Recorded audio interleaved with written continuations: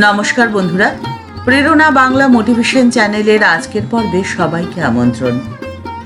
আপনার শত্রু বিনাশ আপনি কিভাবে করবেন?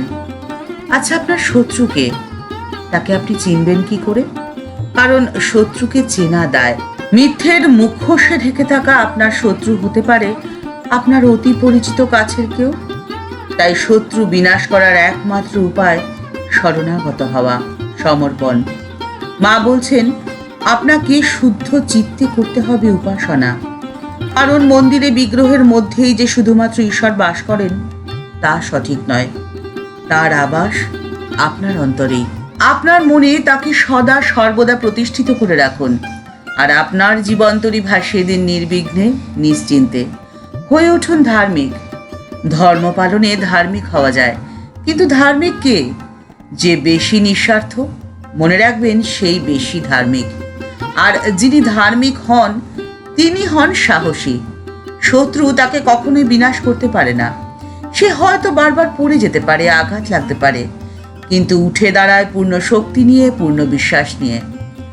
ধার্মিক হতে হবে অভ্যাসের মধ্যে দিয়ে। শুধুমাত্র তত্ত্ব কথা পড়লেই হবে না, চাই অভ্যাস। ক্রমশ অভ্যাসের মধ্যে দিয়ে আপনি ধার্মিক হয়ে উঠুন। আপনার শত্রুকে বিনাশ করতে আপনাকে কোনো চিন্তা করতে হবে না।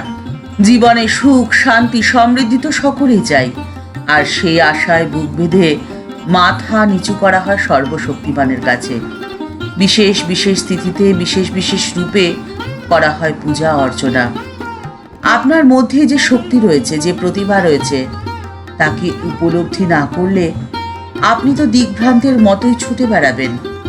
তাই সমর্পণই, শরণাগতই একমাত্র মাধ্যম নিজেকে চেনার, নিজেকে আবিষ্কার করার। আপনি চিনবেন আপনাকে, আপনি জানবেন আপনার ক্ষমতা। তাই নিজেকে চেনার, নিজেকে জানার সর্বশ্রেষ্ঠ উপায় হলো পূজা অর্চনা। ঠাকুর বলছেন তার লীলা কি বোঝা জায়গা? তিনি নানানভাবে লীলা করছেন। তিনি মহাকালী, নিত্যকালী, শ্মশানকালী, রক্ষাকালী, আবার শ্যামাকালী। মহাকালী, নিত্যকালীর কথা তন্ত্রে রয়েছে।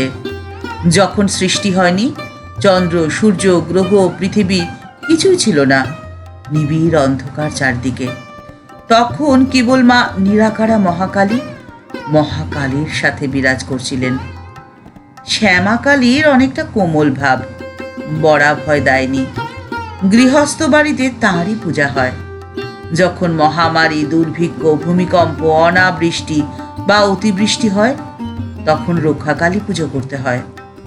আবার শ্মশানকালীর সংহার মূর্তি। সব শিবা, ডাকিনী, যোগিনীর মধ্যে শ্মশানের ওপরে তিনি থাকেন। রুধিরধারা, গলায় মুন্ডমালা, কোটিতে নরহস্তের কোমল বন্ধ। যখন জগৎ নাশ হয়, মহাপ্রলয় হয়, তখন মা সৃষ্টির বীজ সব কুড়িয়ে রাখেন। ঠিক যেমন গিন্নির কাছে একটা নেতা খেতার হাঁড়ি থাকে, আর সেই হাঁড়িতে গিন্নি 5 রকম জিনিস তুলে রাখে, ঠিক সেই রকম। ভক্ত দিদিকে তাকিয়ে ঠাকুর সহস্যে বলে চলেছেন, হ্যাঁ গো হ্যাঁ, গিন্নিদের ওরকম একটা হাঁড়ি থাকে।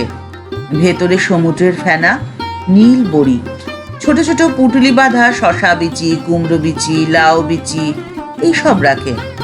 দরকার হলে সব বার করে। ঠিক তাই, দরকার হলে বের করতে হবে। আপনার শত্রু বিনাশের জন্য যখন যেমন দরকার, আপনি তখন ঠিক সেই রূপটি ধারণ করতে পারবেন, যদি আপনি পূজা অর্চনা করে আপনার মধ্যেকার আমিকে আবিষ্কার করতে পারেন। জ্যৈষ্ঠী মাসের অমাবস্যা তিথি, ফলহারিণী কালী পুজোর রাত্রি। দক্ষিণেশ্বরের নির্জন ঘরটি দুটি ঐতিহাসিক ঘটনার সাক্ষী বহন করে। প্রথম, সেদিন ঠাকুর সমর্পণ করেছিলেন নিজেকে। নিজের সাধনালব্ধ সমস্ত ফল, জপের মালা সম্পূর্ণ সমর্পিত হলো মায়ের পায়ে। আর দ্বিতীয়, সেই রাত্রি জাগরিত হয়েছিল মাতৃশক্তি, নারী শক্তি। ভবিষ্যতে সংঘ জননীকে প্রতিষ্ঠিত করেছিলেন ঠাকুর। সেদিন ঠাকুর ষোড়শী রূপে মায়ের পুজো করেছিলেন। ষোড়শোপচারী মাকে পূজা বিধিতে বসিয়ে ঠাকুরের প্রার্থনা মন্ত্র ছিল, হে বালে, হে সর্বশক্তির অধীশ্বরী মাতো, ত্রিপুরা সুন্দরী, সিদ্ধিদ্বার উন্মুক্ত করো, ইহার শরীর ও মনকে পবিত্র করে ইহাতে আবির্ভূতা হয়ে সর্বকল্যাণ সাধন করো। পুজো শেষে মাকে প্রণাম করে ঠাকুর বলেছিলেন, হে সর্বমঙ্গলের মঙ্গল স্বরূপে, হে সর্বকর্ম নিষ্পন্নকারিণী, হে শরণদায়িনী, ত্রিনয়নী শিবগেহিনী গৌরী, হে নারায়ণী, তোমাকে প্রণাম, তোমাকে প্রণাম। ঠাকুর মা স্বামীজির প্রতি সমর্পণে আপনার জীবন হয়ে উঠুক পরিপূর্ণ। আপনি হয়ে যান অজাত শত্রু। ঠাকুরের কাছে এই কামনা করে আজকের পর্ব এখানেই শেষ করছি। দেখা হচ্ছে পরের পর্বে। ভিডিওটি যদি ভালো লেগে থাকে তাহলে তা শেয়ার করার অনুরোধ রইল। আর এই চ্যানেলটি ভালোবেসে যারা আপন করে নিয়েছেন তাদের প্রত্যেকের প্রতি রইল শ্রদ্ধা, প্রণাম ও ভালোবাসা। আর যারা এখনো এই চ্যানেলটি সাবস্ক্রাইব করেনি তাদের কাছে বিনীত অনুরোধ রইল চ্যানেলটি সাবস্ক্রাইব করে বেল বাটনটা ক্লিক করে দিয়ে অল বাটনটিতে ক্লিক করে দেওয়ার জন্য। তাহলে এই চ্যানেলে ভিডিও আপলোড হওয়ার সাথে সাথেই আপনার কাছে নোটিফিকেশন চলে যাবে। সবাই ভালো থাকবেন, সুস্থ থাকবেন। নমস্কার।